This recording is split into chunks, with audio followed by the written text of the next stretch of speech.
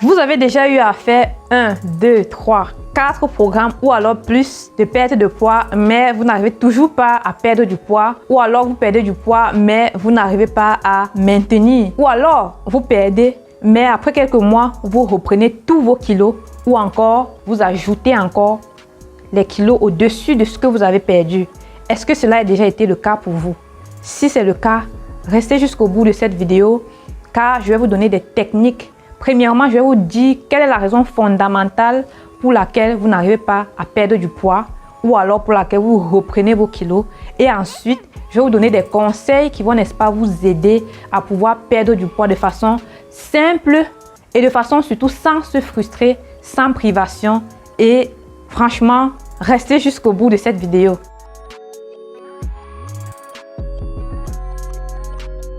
Salut à tous, j'espère que vous allez bien. Quant à moi, ça va super bien. Il fait un peu froid, c'est pourquoi je suis un peu à chaud. Mais c'est très important, on attend l'été avec impatience. Alors, j'ai eu à causer avec plusieurs femmes cette semaine qui m'ont, n'est-ce pas, fait part de leurs problèmes, de leurs frustrations. Ce sont des femmes qui ont fait des programmes avec moi. Oui, elles ont perdu du poids, mais elles ont repris. Je vous le dis parce que je sais que c'est le cas chez beaucoup de personnes. Elles ont repris, pas parce que le programme n'était pas bon, mais parce que le problème, c'était en fait elles. Elles n'arrivaient pas à comprendre. Et lorsqu'on a eu cette discussion ensemble, j'ai, n'est-ce pas, pris le temps de leur parler en tant que coach diététicienne et aussi ayant des petites connaissances dans le domaine de la nutrition psychologique.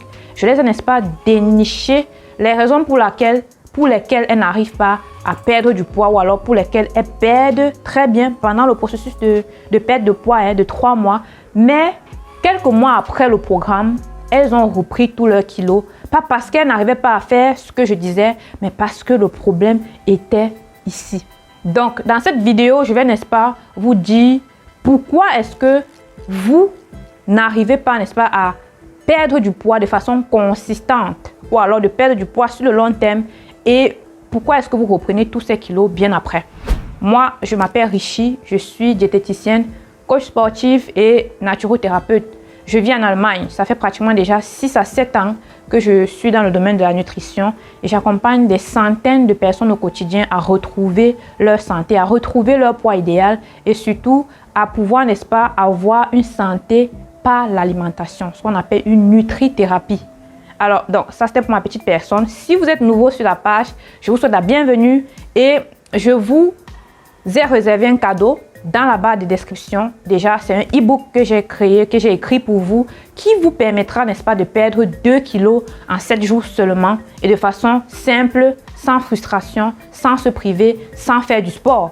Alors, le e-book est disponible dans la barre de description. Vous n'allez qu'à aller récupérer votre e-book et vous allez avoir, n'est-ce pas, votre canevas alimentaire sur 7 jours qui vous permettra comme ça de perdre 2 kilos. Alors, vous allez voir dans ce e-book, dans ce canevas alimentaire, une façon autre de s'alimenter sans se priver, surtout sans frustration. Et vous allez voir que vos kilos vont fondre comme la neige sous le soleil. Alors, restez scotchés et allons-y dans le vif du sujet. Lorsque vous vous êtes rendu compte que vous appliquez les conseils, vous perdez du poids, mais après un certain temps, vous reprenez votre poids, ça veut dire que le problème ce n'est plus au niveau de la discipline, ce n'est plus au niveau de l'organisation, c'est au niveau du psychique. Donc ici, on va dire alimentation psychique ou alors psychologique. Pourquoi? Parce que vous mettez la pression, vous mettez, n'est-ce pas, du stress. Et lorsque vous mettez du stress, la pression, je vous garantis, ça ne va pas marcher. Pourquoi? Parce que plus votre organisme se met la pression et le stress de vouloir perdre du poids, en éliminant tel, en disant voilà, vous devez arrêter de manger après 18 heures, vous devez arrêter de manger de la viande, vous devez arrêter de manger telle catégorie d'aliments. Je vous garantis que c'est en ce moment-là même que votre cerveau capte en fait l'information selon laquelle je dois manger cela. Donc, pour ces catégories de femmes, il y a des personnes pour qui ça marche très bien. Quand on va dire, voilà, vous ne devez plus manger de la viande rouge, elles ne vont plus manger et sur un temps, elles vont s'habituer et prendre le rythme. Mais pour d'autres, je vais prendre un exemple. Si vous êtes accro au chocolat et que vous commencez un programme de perte de poids, on vous dit, voilà, vous devez arrêter de manger du chocolat pendant un bon bout, pendant 3 mois. Mais ce n'est pas facile aussi que ça. Pour un début, vous allez commencer, ça va bien marcher. Mais après un certain moment, ça va vous rattraper. Je vais vous expliquer pourquoi. Ce qui se passe en fait, c'est que plus votre organisme essaie d'évacuer certains déchets ou alors certains résidus, prenons l'exemple du café aussi. Pour ceux qui ont l'habitude de consommer du café, qui ne peuvent pas se passer du café par exemple. Lorsque le matin, vous faites un programme où vous dit que vous ne devez plus consommer du café le matin. Franchement, vous faites 1, 2, 3 jours, ça va encore. Mais au 4e jour, ça devient l'envie de vouloir consommer du café est tellement forte que vous finissez par craquer. Et là, les 3 premiers jours que vous avez fait sans boire du café, c'était du gâchis en fait. Donc, ce qui se passe en fait, c'est que lorsque votre organisme est en train d'évacuer les résidus de certains déchets, de certains aliments, de certaines substances, c'est en ce moment-là qu'il demande encore plus en fait cet ingrédient qui a causé ces résidus-là. Vous comprenez un peu? Prenons l'exemple du café sur lequel on était. Donc, les substances acidifiantes du café pendant les 1, 2, 3 premiers jours vont commencer à sortir, vont commencer à être évacuées, voilà, mais pas tout. Au bout du 4e jour, on voit qu'il y a vraiment une élimination, une détoxication vraiment importante. C'est en ce moment-là que, pourquoi est-ce que cette envie remonte le plus de vouloir consommer du café? Pourquoi? Parce que plus votre organisme balaie les substances acidifiantes du café, plus il en demande encore. C'est pourquoi vous avez cette envie forte. C'est la même chose pour on va dire le fromage. Le fromage, les personnes qui sont accros au fromage également vont avoir cette même sensation. Vous allez commencer un programme de détox. On va vous dire, voilà, pas de protéines animales, pas de ceci, pas de cela. Vous devez juste rester sur des jus de légumes, sur des fruits, ainsi de suite. Au bout de 3 jours, 4 jours, vous développez des envies en fait de ce que vous avez éliminé, de ce que vous vous êtes privé en fait. Et c'est là où le corps commence à entrer dans une phase de trouble de comportement alimentaire. Si vous n'êtes pas fort psychologiquement, si vous ne travaillez pas sur votre psychique, si je peux dire ainsi, je vous garantis que vous allez craquer. Et c'est ce qui arrive à beaucoup de personnes. C'est ça en fait le problème. Dans cette catégorie de personnes, moi je dis, vous devez vous faire suivre de façon personnelle, de façon privée. Vous ne devez pas vous fondre dans la masse. Non, parce que tout le monde n'a pas les mêmes principes. Tout le monde n'a pas les mêmes façons de réfléchir. Il y a des personnes qui travaillent énormément, qui ont besoin... Je vais vous prendre un exemple. Moi, par exemple, les vendredis, c'est le jour pour moi le plus stressant de la semaine. Pourquoi? Parce que c'est le vendredi que j'ai décidé de faire les programmes alimentaires de mes clients, par exemple. Donc, lorsque je fais mes programmes alimentaires le vendredi, j'ai une certaine pression, un certain stress. Et franchement, je ne suis même pas connectée sur les réseaux sociaux parce que je sais que je commence à 6 h et c'est 18 h qui me trouve. Il faut que je délivre une 80aine ou alors une centaine de programmes alimentaires en un seul jour. C'est vrai quand même que je peux décider de faire quelques programmes alimentaires en semaine pour pas qu'en fin de semaine ce soit trop. Mais c'est moi, j'ai décidé de faire ça comme ça parce que en semaine j'ai d'autres choses à faire. Donc, du coup, quand je suis assise le vendredi, mais franchement, la pression que j'ai, je ne prépare jamais le vendredi. Le vendredi n'est une journée que pour faire des programmes, pas de nourriture au feu. Je ne veux même pas perdre une seconde parce que j'ai pas le temps. Je ne veux même pas que mon téléphone sonne parce que j'ai pas le temps. Je dois livrer les programmes alimentaires des personnes à temps, mon Dieu. Donc, du coup, ce qui se passe, c'est que ce jour-là, particulièrement, après avoir fait les programmes alimentaires, déjà même au milieu de la journée, je commence déjà à avoir des envies bizarres. Des envies bizarres du genre, j'ai envie de manger, des chips, j'ai envie de manger des croquettes, j'ai envie de manger des arachides, j'ai envie de manger ceci.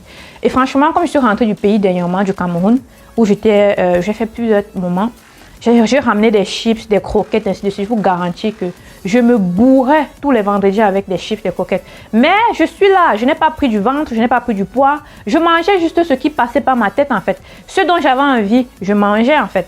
Et le secret, c'est que derrière tout ça, bon, je prenais mes boissons chaudes pour favoriser la digestion. Donc, du coup, c'est que je vous raconte ça. Pourquoi? Parce que je sais qu'il y a des personnes, n'est-ce pas, qui travaillent normalement, qui lorsqu'elles sont stressées par le travail, par la famille, ainsi de suite, là, elles ont tendance, n'est-ce pas, à craquer sur des bourratifs. Elles ont tendance à se jeter sur la malbouffe ou alors sur ce dont elles ont envie. Donc, moi, je vais juste vous dire, si vous êtes ce genre de profil de personne-là, franchement, ne vous stressez pas, ne vous prenez pas la tête à dire, je fais un programme alimentaire pour le moment, on m'a demandé de ne plus manger tel, de ne plus manger ceci. Expliquez votre programme, votre problème, je veux dire, expliquez votre problème, pas votre programme. Expliquez votre problème à la personne qui vous suit. Si vous avez pris un programme personnalisé, c'est de son droit d'aller avec vous selon votre profil. Mais si vous avez pris un programme de groupe, là, c'est vrai que c'est différent. Vous voyez? Donc, ce que je veux par là dire par rapport à tout ça, c'est que lorsque vous devez en fait apprendre à connaître votre organisme, vous devez apprendre à définir la différence qui est entre être rassasié et atteindre la satiété. Ça, c'est aussi l'une des raisons pour lesquelles beaucoup de personnes n'arrivent pas à perdre du poids ou alors perdent mais après reprennent. Parce que voilà, vous vous êtes mis dans un stress ou alors dans un programme de 3 mois. Vous avez suivi les instructions du coach, de la diététicienne, la nutritionniste, de votre nutritionniste. Vous avez perdu du poids. Maintenant, quand elle vous lâche, parce qu'elle ne va pas être avec vous toute la vie quand même. Quand elle vous lâche après les 3 mois, directement, vous ne savez plus comment faire. Vous êtes un peu perdu. Et puis, bam, vous reprenez les mauvaises habitudes alimentaires. On a eu plein de personnes comme ça qui reviennent après des mois avoir fait le programme et disent « Coach, j'ai repris tous mes kilos. » Coach, est-ce que tu peux pas nous dire comment est-ce que ça se passe après programme, par exemple? Ça, c'est aussi la question que nous recevons beaucoup. Donc, du coup, les personnes qui ont tendance à manger et quand vous mangez, en fait, et vous avez la sensation que vous n'avez plus envie de manger ce que vous êtes en train de manger, ça, c'est ce qu'on appelle la satiété. Donc, je vais répéter. Vous mangez quelque chose et à un certain moment, vous n'avez plus envie de manger cette chose-là. Ça vous dégoûte. Ça, c'est avoir atteint sa satiété. Maintenant, que signifie être rassasié? Être rassasié ne veut pas dire avoir atteint la satiété. Ça ne veut pas toujours dire avoir atteint la satiété. Être rassasié, c'est lorsque vous mangez, vous finissez de manger, mais vous avez encore envie de manger. Vous voyez, vous avez certainement la sensation d'être plein, mais vous avez toujours l'appétit. Vous voyez, c'est ça la différence entre être rassasié et avoir atteint la satiété. Avoir atteint la satiété, vous n'avez plus envie de manger. C'est-à-dire, est-ce que vous avez déjà eu cette sensation, vous mangez un repas et vers la fin du repas, vous êtes dégoûté en fait, ça vous dégoûte. Ça, c'est avoir atteint son degré de satiété. Si vous avez déjà eu ce genre de sensation, dites-moi dans les commentaires quel repas est-ce que vous mangez et à un certain moment, vers la fin, vous avez du dégoût. Dites-moi dans les commentaires. Maintenant, vous pouvez manger un plat de nourriture. À un moment, vous avez faim, vous mangez un plat de nourriture. Après, vous n'avez plus faim. Mais vous avez toujours envie de manger. Le après, vous n'avez plus faim là, c'est que vous êtes rassasié. Mais vous avez encore envie de manger. C'est ça, en fait, la différence.